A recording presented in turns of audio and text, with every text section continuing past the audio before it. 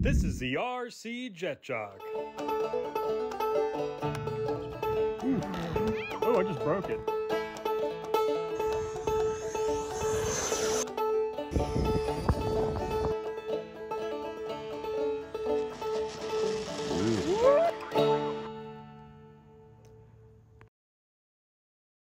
What's going on, guys? Jet Jock here. As you can see, we made another radical change to the garage here. We've actually benched the Tango Jet because we finally sold the King Air and we have got ourselves a turbine for our MB339. So please stay tuned as those things come together. It's going to be absolutely amazing. I cannot wait for that airplane to come in. I am so excited. So in the meanwhile, we've got to make some space. So it looks like the weather's finally going to cooperate. This project has been up there for a long time. We're going to start doing the repaint on our on this Freewing 90mm A-18 Hornet.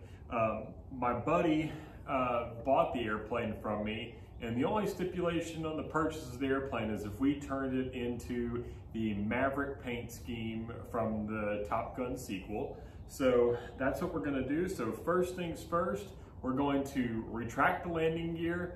We're going to clean up the airplane real good and get it ready for painting. Here we go.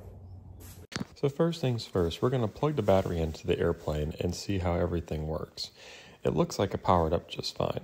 So now we're going to retract the landing gear, which proved to be more of a task because the landing gear doors kept getting in the way of the struts.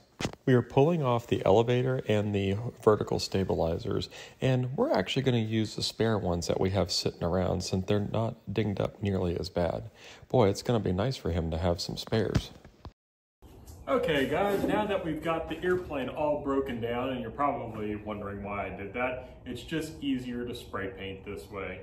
So next step is we're going to use our DAT Fast and Final, and we're going to fill in all the imperfections and cracks and stuff like that so we can get a nice smooth finish. Then after that, we'll let it sit for a day. It's gonna be longer than a day because I'm gonna be flying for the next 4.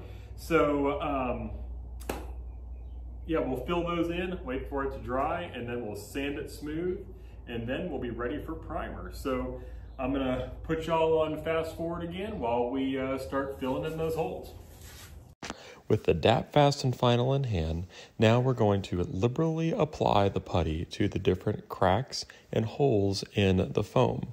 We make it really thick, so when we come back to sand, we guarantee a smooth finish. All right guys, so that wasn't near the task that I thought it was gonna be. So please guys, and until next time, don't forget to subscribe to our channel so you don't miss out on the current build right here and our future builds that we have coming into our hangar really soon.